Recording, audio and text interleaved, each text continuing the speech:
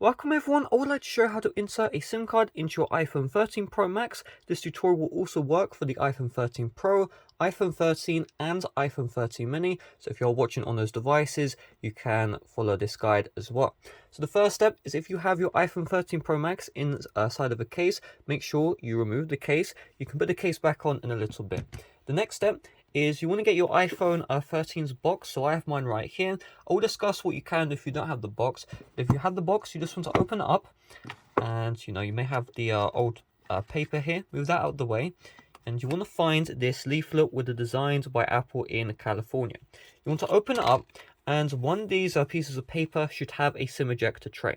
So I bought my iPhone 13 Pro Max used from eBay, and the SIM ejector tray was removed by the seller. It actually looks kind of funny.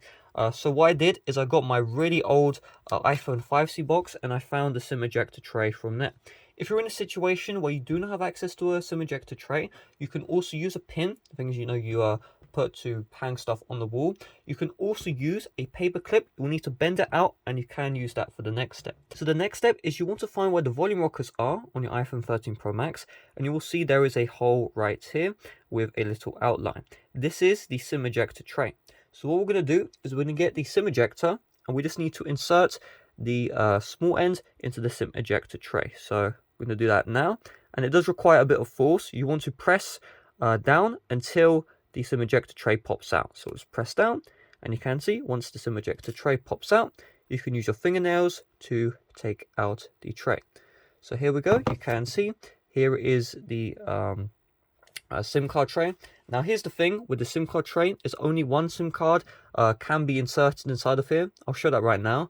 So you can see one SIM card, and there is no room for a second one. So if I take the second SIM card, you can see it just will not fit. So here's the thing, if you want multiple SIMs like I do personally, all you will need to do is you will need to insert one regular SIM into your iPhone 13 Pro Max, and then you'll need to set up eSIM.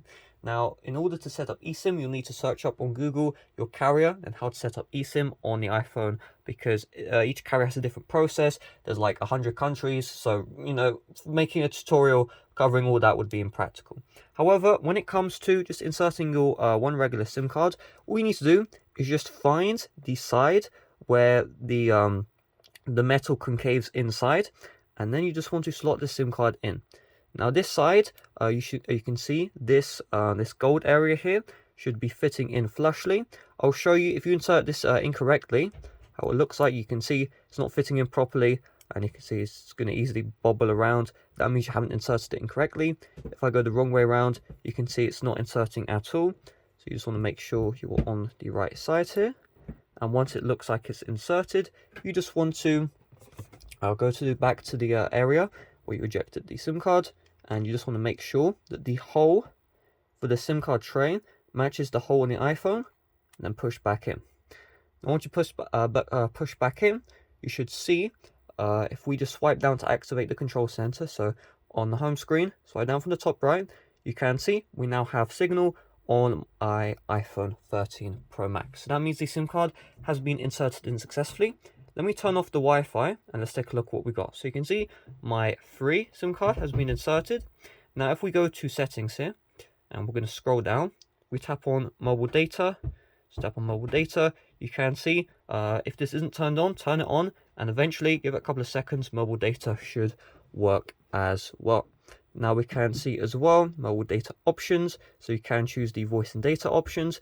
Now in my area, I don't have very good 4G signal even, so even though I have 5G auto selected, 3G is only showing up. However, if you're in an area where you have 4G signal, 5G signal, of course that will show up. You can also just turn off 5G entirely. However, do keep in mind, if you do turn off 5G, you will actually get better battery life than if you have 5G on. However, the battery life savings isn't that much, but it's worth messing around. It really depends in the area you are on.